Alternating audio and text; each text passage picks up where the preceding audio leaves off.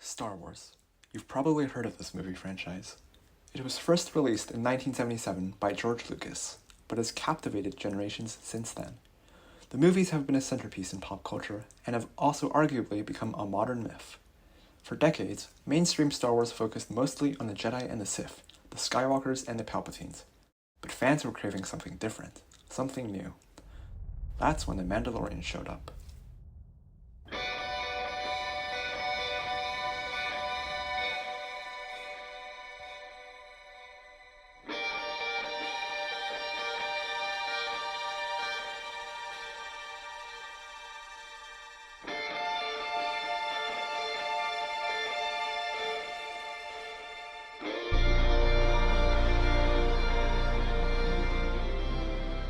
The Mandalorian is a television series created by Jon Favreau and commonly dubbed as an American space western.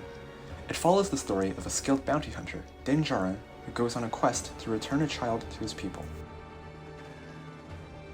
A reason the fictional universe of Star Wars is so compelling is because of its vast parallels to our own, such as war and politics. Star Wars is also known to have drawn inspiration from various historical eras and ideas, with its different creators often citing American westerns and Japanese samurai films as major inspiration. Yet, as I watched The Mandalorian, I couldn't help but notice many similarities to another source that is less talked about in the Star Wars community, the medieval period. There are comparisons of Luke Skywalker's story to King Arthur's tales, and the Jedi Order was obviously inspired by medieval knights, with some even saying that resembles the Templars. However, little has been said about how The Mandalorian displays medievalism. On the surface, the aesthetic in The Mandalorian is very futuristic and alien. If a fantasy medieval show like The Game of Thrones is already quite removed from our society, The Mandalorian feels even more distant. This leads us to the question I will be examining in the video.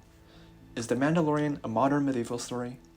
We will look at all the personal observations I made while watching this show.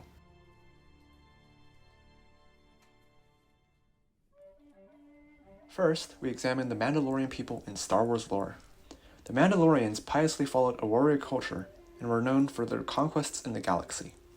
Although Mandalorians predominantly resided on their home planet, Mandalore, they also spread out throughout the galaxy, successfully invading and colonizing many other planets. At one point in time, Mandalorian society is shown to have a monarchy. In another, Mandalorian society is controlled by feuding family clans. Mandalorians were also recognized for their Beskar armor, which were forged out of the strongest metal in the Star Wars universe.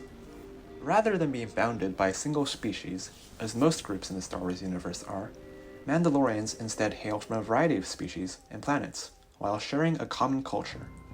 Famous Mandalorians like Din Djarin and the Fets were not Mandalorian by birth, but adopted into the culture at a very young age. Other Mandalorians are born as Mandalorians. One such person is Bo-Katan, who descends from a royal bloodline of Mandalorians, and at one point is the reigning monarch of Mandalore. Immediately, we can already recognize several important medieval influences. Firstly, the Mandalorians have many parallels to the Vikings. The Mandalorians draw inspiration from the more popularized notions of Vikings, that they were effective warriors who took pride in fighting and conquering land. Furthermore, both the Mandalorians and Vikings followed a strong warrior code that valued courage, honor, and loyalty. Secondly, the Mandalorians have parallels to the popular idea of medieval knights, both visually and thematically.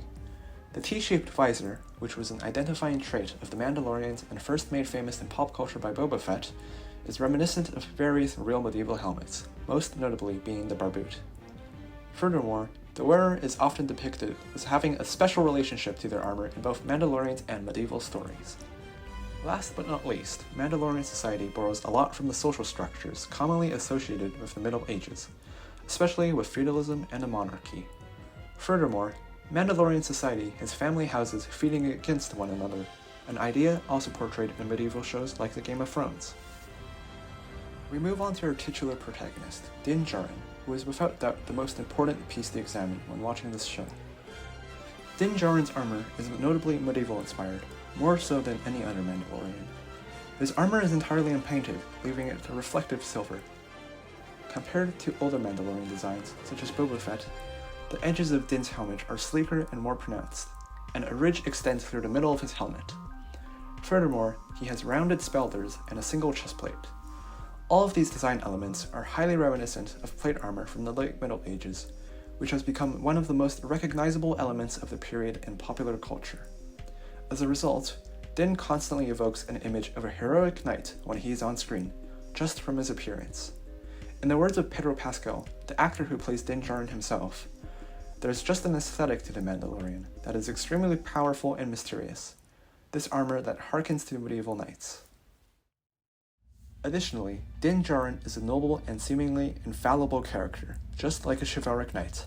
Unlike Boba Fett, who is morally ambiguous and has been depicted working against and with different protagonists, Din is clearly driven by a desire to do right.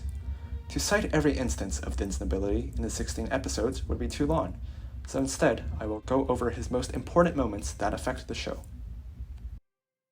At the beginning of the story, Din goes up against his Imperial employers when he discovers that his bounty is a child called Grogu, the precious baby that took our internet by storm. Din reluctantly takes payment for his bounty, but goes back for Grogu after realizing that Imperials plan to subject him to scientific experiments. Despite knowing that he will become a fugitive, Din retaliates against the Imperials and his bounty hunter guild in order to rescue Grogu. This one noble action kicks off the overarching plot for the first 16 episodes of the show, where Din is quested with protecting and returning Grogu to his people. Din also exudes other chivalric traits throughout the series. For example, he is an inspiring leader and demonstrates an ability to unite different people, even when they are enemies, such as when he rallies villagers and sand people into fighting a dragon together. Din, like our popular conceptions of a knight, also follows a strict code. Being raised in a splinter faction of the Mandalorians, it is forbidden for Din to take off his helmet, something he grapples with many times throughout the series. From these observations, we can conclude that Din Djarin is a knight in shining armor, both literally and figuratively. He demonstrates the virtues of courage and justice popularly associated with the medieval knights. Next, we examine the plot of The Mandalorian. As I mentioned earlier, the overarching story so far has been Din's journey protecting Grogu and returning him to his people, who are the Jedi. This main plotline is a noble and daunting quest for Din, especially since the Jedi were once enemies of the Mandalorians. However, each episode of The Mandalorian also tells its own smaller, contained story. As Din travels the galaxy, he goes on various smaller adventures or subquests in order to acquire certain supplies or knowledge. In one episode, Din agrees to help a group of other Mandalorians hijack an Imperial ship in exchange for the location of a Jedi. In several other episodes, Din fights a variety of alien creatures, from dragons to spiders. Besides being similar to a role-playing game, with its numerous side quests for new loot and gear, the show evokes the romanticized and inaccurate notion of knights going on quests. Furthermore, The Mandalorian plays into the motif of the knight slaying the evil dragon and other monsters. Additionally, the show reveals more about the Darksaber, an ancient relic and symbol of Mandalorian leadership, as whoever wields the sword has a rightful claim to the Mandalorian throne. This concept of an item symbolizing rule appears repeatedly in other stories and is parallel to the medieval legend of Excalibur. The Darksaber, like Excalibur, is a physically powerful weapon, but its true power comes from its legendary status and claim to rule. We can also look at some of the other storylines in The Mandalorian that intersect Din's. First, we look at Bo-Katan, the previous owner of the Darksaber and ex-ruler of Mandalore. During the waning years of the Empire, Imperial forces razed the planet, seized her Darksaber, and forced Mandalorians to flee their homeworld. It is also revealed that Mandalore is still occupied by leftover Imperial forces, even 5 years after the collapse of the Empire. When Din meets Bo-Katan, she is busy recruiting Mandalorians, as well as amassing weapons and other military supplies. On both occasions, Bo-Katan speaks of reclaiming Mandalore. While Din and Boba Fett are not concerned with this goal, Mandalore has deep cultural and religious significance for Bo-Katan, especially due to her royal lineage. This plot evokes the Crusades of the Middle Ages, especially the Crusades that involved Jerusalem and reclaiming the supposed Holy Land. At this point, it's pretty clear that The Mandalorian borrows a lot from the medieval period, both from a visual standpoint and a writing standpoint. This brings us back to our central question, which is The Mandalorian a medieval story? To answer this, we look at an important concept: accuracy versus authenticity. The argument of accuracy versus authenticity is one of the most controversial topics when it comes to medieval stories. Often, stories are judged as a medieval or not, based on how well they stay true to existing research on medieval history. This is the accuracy approach, and for a film or show, this could mean reproducing the smallest of details, from the costume to the number of soldiers fighting in a war. Others argue that historical research will always be uncertain, and the focus for storytellers should be instead on the feeling or atmosphere. This is the authenticity approach, which strives to meet the audience's expectations of the medieval period. As a result, medieval stories are not constrained by a need for factual accuracy, as long as they feel true to the medieval spirit. For example, Minecraft is arguably a medieval game because it practices medievalism. As pointed out by a blogger, Minecraft follows our romanticized conceptions of the medieval period, including crafting tools, wearing knight armor, practicing alchemy, and fighting dragons. The game is obviously not accurate to the period, but it can provide an authentic medieval experience to players. Bettina Bildhauer also talks about the designation of medieval films in her research article, Medievalism in Cinema. Bildhauer notes that films set in an unspecified past or in a fantasy world that has medieval elements, such as Lord of the Rings and Shrek, can be defined as medieval films, although this is not without contention. She says that the inclusive definition of medieval films is one that consists of anything perceived to be medieval by filmmakers and audiences, and that this open-mindedness is useful in providing new insights on both medieval and film studies. As we've already observed, The Mandalorian is not only inspired by the medieval period, but exhibits medievalism in major ways, especially in its main character and story. Thus, I argued that The Mandalorian TV show is indeed a medieval story. The show might not be explicitly medieval, in that we don't see Scandinavian Vikings, horses, or English castles.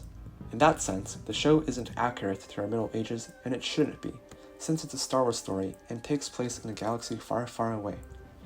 Yet, we see that Star Wars stories constantly borrow ideas from a history, from the original 80s trilogy to the Mandalorian show today.